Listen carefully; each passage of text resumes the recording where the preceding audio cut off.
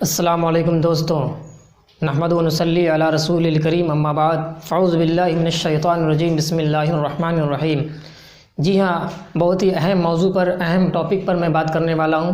وہ یہ ہے کہ اسلام کی بنیادی باتیں کتنی ہیں اور کیا ہے، اس پر عمل کیسے کرنا چاہیے اور نئے عمل کرنے سے کیا ہوگا، ایک مسلمان کے لیے کتنا ضروری ہے۔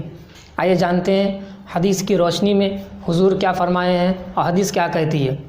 حدیث میں آیا کہ سرکار دو عالم صلی اللہ تعالی وسلم ارشاد فرماتے ہیں کہ اسلام کی بنیادی بات 5 چیزوں پر ہے۔ اسلام ان 5 چیزوں پر ٹکا ہوا ہے۔ وہ 5 چیز کون سی ہے؟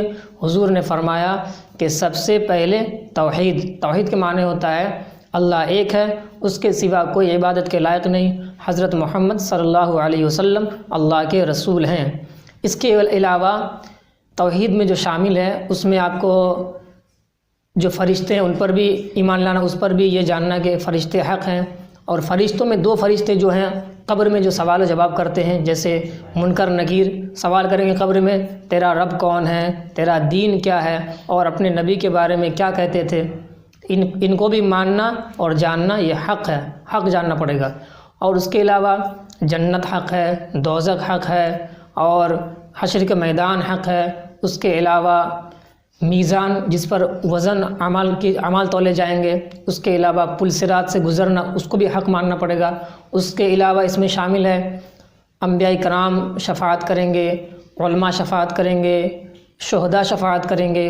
اس کے علاوہ اس میں شامل ہے کہ صحابہ کرام کے بارے میں اچھا گمان رکھنا ہے۔ ان ساری باتوں کو ماننا اور اس کو حق جاننا ایک مسلمان کے لیے ضروری ہے۔ یہ آپ کا توحید ہوا۔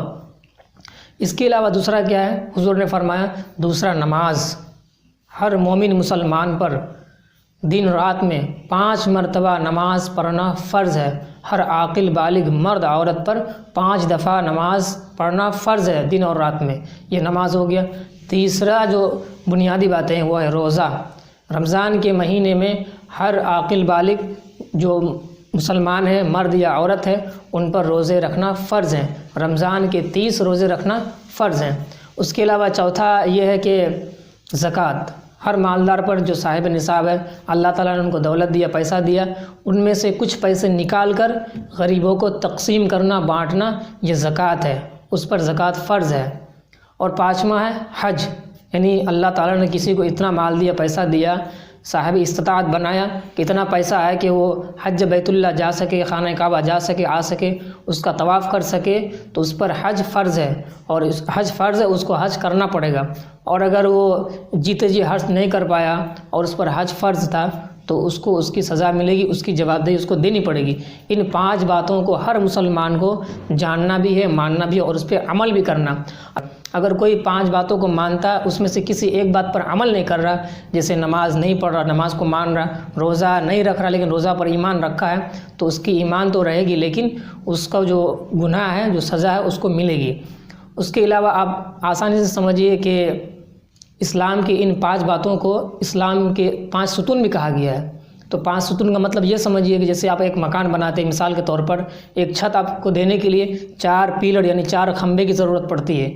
ان میں سے اگر 4 کھمبے میں سے ایک کھمبا بھی اگر آپ نہیں دیں گے، یہ ایک کھمبا آپ کا پیلر گر جائے گا تو آپ کی چھت مکمل نہیں ہوگی، آپ کا گھر مکمل نہیں ہوگا۔ اسی طرح اسلام کے ان 5 ستونوں کو آپ کو ماننا، جاننا، اس پر عمل کرنا ضروری ہے۔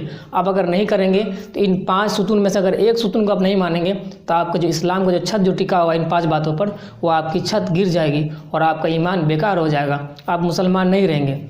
اس لیے ہر ایک مسلمان کے لیے ان 5 باتوں کو ماننا، اس پر عمل کرنا نہایت ضروری ہے۔